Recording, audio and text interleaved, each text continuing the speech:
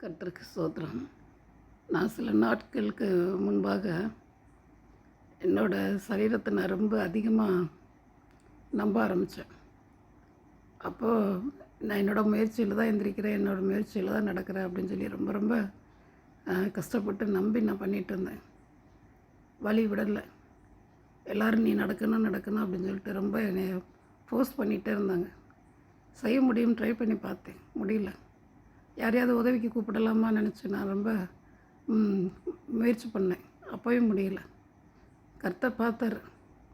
உனக்கு மனித பலம் இல்லை, தேவ பலம் மட்டும். என்னை நம்பி எலும்பு, நான் ஒன்று நடக்க பண்ணுவேன் அப்படின்னு கர்த்தர் பேசினார். அதுக்கப்புறம் தான் என்னோடய சரீரத்தை நான் நம்புறதை விட்டுட்டு தேவனை முழுமையாக எனக்குள்ளே நான் நேசிக்க ஆரம்பித்தேன். இப்போ நான் எவ்வளவோ பரவாயில்ல. கர்த்தர் எனக்கு கூடவே இருந்து உதவி செய்கிறார்.